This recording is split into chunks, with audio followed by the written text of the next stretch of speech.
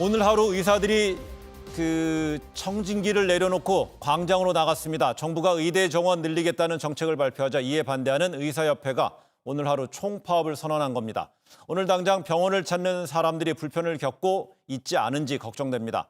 취재 기자 연결해 들어보겠습니다.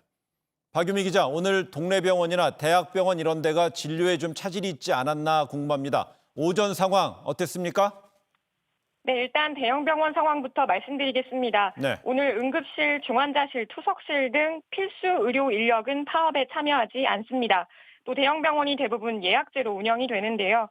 전공의들이 비운 자리는 교수급 의료진들이 메워서 현재까지는 대부분의 병원이 정상 진료가 가능한 상태입니다. 저희 취재진 여럿이 오전에 병원들을 좀 돌아봤는데요. 아직까지 큰 문제가 확인되지는 않았습니다. 다만 일부 대학병원 응급실에서 대기가 길어져서 다른 병원으로 가는 분들이 있었습니다. 또 동네 병원은 상황이 좀 다릅니다. 문을 닫은 사실을 모르고 동네 의원을 찾았다가 발걸음을 돌리시는 분들은 다수 있었습니다.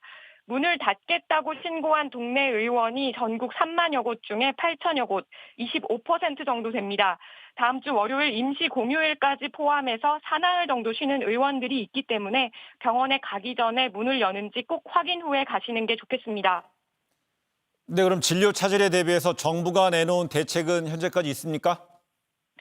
일단 서울을 기준으로 보면 오늘 오전 발표를 기준으로 동네 의원의 약 19% 정도가 문을 닫았습니다.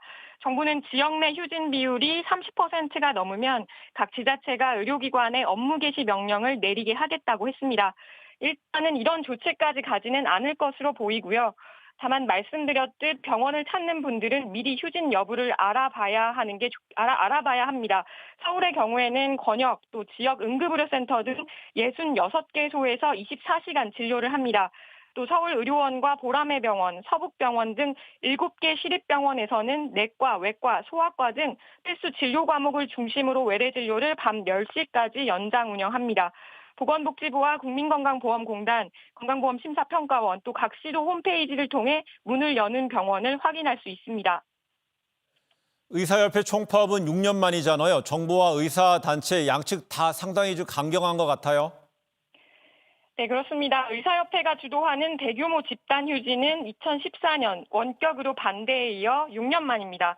지난주 금요일에 전공의들이 먼저 집단 휴진에 나섰는데요.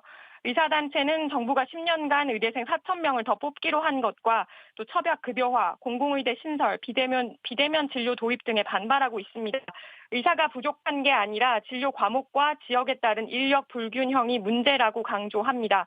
정부는 함께 논의하자고 했지만 일단 의사 증원 계획은 바꿀 수 없다는 입장입니다. 그러나 의사단체는 의사 정원 증원 입장부터 거두라고 하고 있어서 협상의 물꼬가 트이지는 않는 상황입니다. 지금까지 보도국에서 JTBC 박유미입니다.